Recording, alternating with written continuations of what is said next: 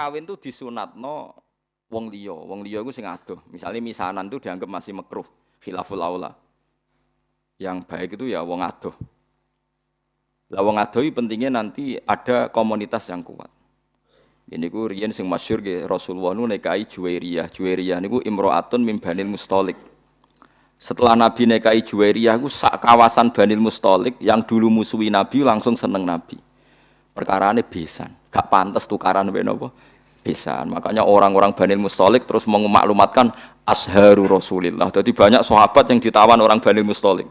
Juga sebaliknya orang sahabat menawan orang-orang Banil Mustalik zaman perang. Tapi ketika Nabi menikahi Juwairiyah langsung sama-sama ngelepas tawanan. Gak pantas bisane Nabi ditawan. Kan ora lucu toh. Pak Dene bojone Nabi ditawan.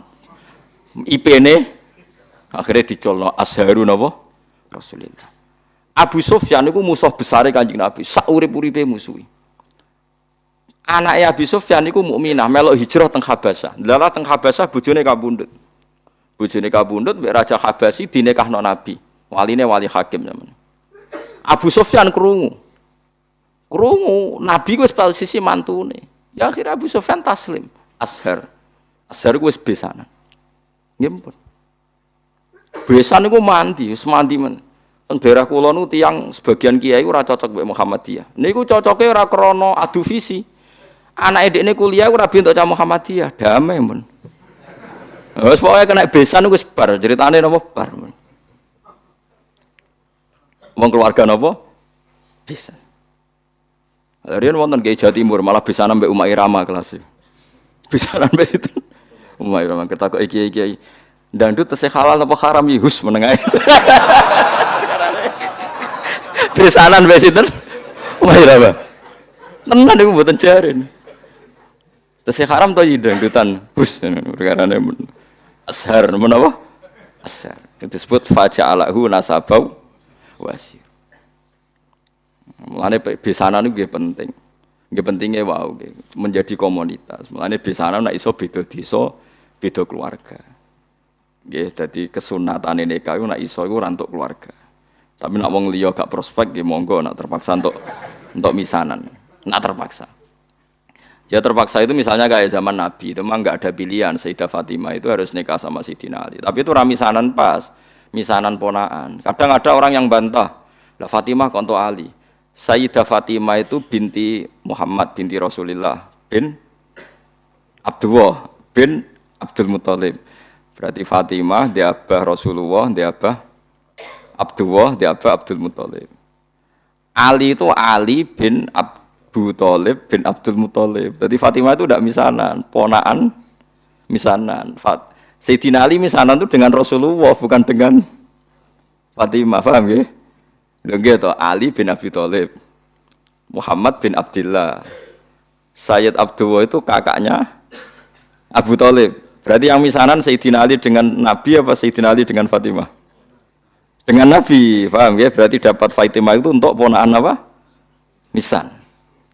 Kadang wong salah kaprah nyongkone Fatimah iku mboten. Mane nek iso niku rabi iku untuk wong adoh. Nah iso nak payu maksudnya iki kan bakas. Ya nak payu wis piye meneh wis. Setahu saya keluarga fanatik rabi keluarga itu kalau pondok besar ya sido kiri. Tapi itu saja untuk minduan ya untuk minduan ming telu. Yang misanan cer ya jarang, hampir enggak ada. Padahal fanatik dapat keluarga tapi ya ming telu, ming papat gitu. Ya karena percaya orang luar itu kan ya tidak meyakinkan juga kan soalnya terus untuk wong ra jelas kan ya repot juga. Disebut napa faja'alahu nasabau wasira. Dadi eling-eling nggih. Nasab itu nah terus kalau orang zina itu nasab itu hilang, walinya hakim. Jadi banyak pertanyaan di masyarakat misalnya ada orang hamil di luar nikah. Nggih hamil di luar nikah. Itu terus dengan kesadaran dua sejoli iki terus minta dinikahkan kiai. Anak produk gelap ini tidak bisa dinasabkan ke bapaknya. Ya. Karena agama itu hanya ngakui nasab kalau akadnya sahih, ya, kalau akadnya sahih. Sehingga ini nanti kalau lahir anak perempuan, walinya itu tetap tidak bapaknya. Paham ya? Meskipun jelas-jelas bapaknya yang bersetubuh, walinya itu hakim. Karena agama hanya ngakui nasab yang dari bapak lewat akad sahih. Makanya sering kejadian di masyarakat itu wis hamil lagi kawin. Itu kalau mesti pesen sampean tobatnya diterima Allah karena sudah kawin. Itu harus didukung. Harus didukung. Bagaimanapun dengan menikah kan menghilangkan zina kan, kalau dia tetap berhubungan, kalau tidak nikah kan malah zina. Ya ono kiai sing wong wis ora bener kok dinikahno, itu salah besar. Malah cepat dinikahkan supaya hubungannya halal. Tapi nanti anaknya ini nanti enggak boleh jadi diwaleni napa? Bapak. Saya itu pernah menikahkan orang yang kasusnya seperti itu. Ya saya bilang di naibnya, ya sudah istilahnya walinya bapaknya tapi walinya tetap naib. Itu tidak bisa. Karena nasab yang diakui syariat itu yang biakdin apa? Sahih, yang lewat akad apa? Sahih. Jadi nanti kalau seperti itu misalnya anaknya putri, paham ya? Oleh ngandang bapak, wajan bapaknya secara genetik, secara gen, tapi secara syar'an nanti kalau nikah walinya apa? Hakim. Nah, makanya itu kudu ngerti. Nah, lagi-lagi adopsi anak itu mengacaukan itu semua. Nah, makanya agama itu membatalkan. Jadi kasih sayang boleh, kayak apa boleh lah. Seperti Rasulullah nganti nyisi ubelis itu Usamah, tapi nasabnya tetap Usamah bin Zaid bin Harisah. Harus jelas, Usamah bin Zaid bin Harisah. Tidak boleh dibilang Zaid bin Muhammad.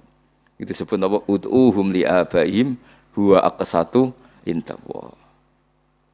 Paham gitu? Terus kalau suwun supaya sampean terlatih lah ambek teorinya ulama. Ulama itu tidak hanya ngomong sosial. Saiki wong awam ku ana omongan sosial, ana melarat pe anak sugih. Saiki ana uripe dipe anak wong sugih, tukokno mobil, tukokno sepeda motor. Selalu yang dibahas itu sistem-sistem sosial. Saiki kepenak uripe penak dipe wong sugih. Agama itu tidak mikir itu toh. Agama itu mikir nanti kelanjutannya nasab itu kayak apa. Nanti kalau kawin sama mahramnya. Terus yang ketiga ini yang perlu sampean ketahui. Ini yang paling ngeri. Mungkin ini khusus ulama kelas berat itu didiskusikan. Tapi ini saya utarakan di sini. Ben sampean dadi ulama kelas berat maksudnya ben melok katut. Kalau terjadi adopsi atau tidak jelas itu ada masalah begini. Misalnya saya punya anak putri, Ruhin punya anak putri, jelas anak saya. Saya ingat betul itu anak saya.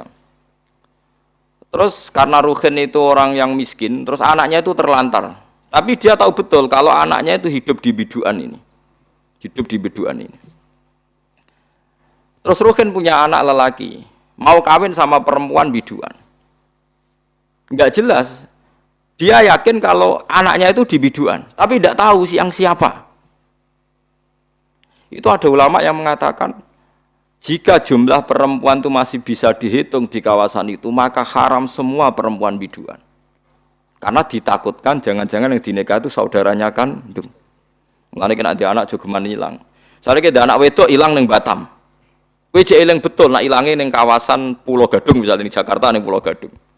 Iku semua perempuan Pulau Gadung haram dirabi anak ember mergo dikawinkan kok rabi untuk dulur. Paham nggih? Dan semua ngeri betul itu. Mulane wong nak di anak kudu jelas manggon ndi saiki melok sapa. Terutama semegatan-pegatan yo kan yo. Kok dia ada anak neng Banyuwangi dia mulane tak elingno bolak-balik.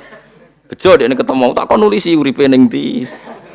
Karena kalau masyarakat hanya ngomong wis mbok Wesley ta ora mangan ta ora, ulama itu kepentingannya lebih dari itu, paham ya? Paham ya? Itu bolehnya kalau kampung itu masih bisa dihitung. Itu satu kampung tuh haram semua kan. Jadi misalnya sak biduan jumlahe 700 wong. Berarti 700 perempuan itu haram dinikah anak Ruhin sing lanang. Mergo ditakutkan saudaranya. Ya misalnya sampean bantah ngene.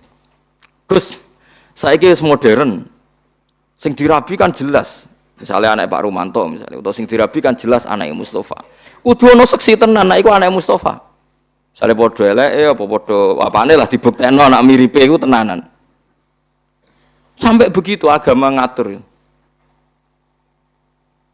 Makanya anak itu nomor satu harus jelas rimbanya di mana, alamatnya mana. Ini bukan urusan sosial wedi terlantar. Nanti ada nisain mahsurat dan nisain ghairi apa? Mahsurat. Dan itu punya akibat haram tidaknya menikah kawasan situ. Nah, kecuali orang mahsurat kayak kasus orang-orang Arab yang di Indonesia itu yang Kan ada itu peneliti Mekah yang punya keluarga itu dulu kan banyak ketika ada revolusi Wahabi itu banyak ulama Sunni yang diusir, sebagian hidup di Indonesia. Kayak keluarga saya, Syekh Umar bin Jabbar, banyak yang hidup di Indonesia. Dia yakin bahwa anaknya di Indonesia. Karena dia sempat nikah orang Indonesia, punya anak di Indonesia. Bawang Banyumas, bawang Kudus. Dia ini mamang. Lah berita di Arab, pokoknya dia yakin, nah anakku ono sing Indonesia wedok. Terus anak lanang dia mau nikah orang Indonesia. Lah iku oleh asal ukurannya Indonesia, tapi nak disebut kayaknya di kawasan Banyumas, pas itu isunya di Banyumas. Ya satu Banyumas nggak boleh semua. Tapi tidak sampai satu Indonesia gitu. Paham ya? Masa Indonesia ya repot tuh kan. Tapi tentu sekarang itu orang sudah modern ya. Artinya modern itu misalnya sing dirabi kok pesek, cilik, gak mungkin nama anak bapak ini kan ya nanti ya tetap ada lah. Tapi secara umum akibatnya sampai begitu. Jadi saya cerita akibatnya itu sampai begitu.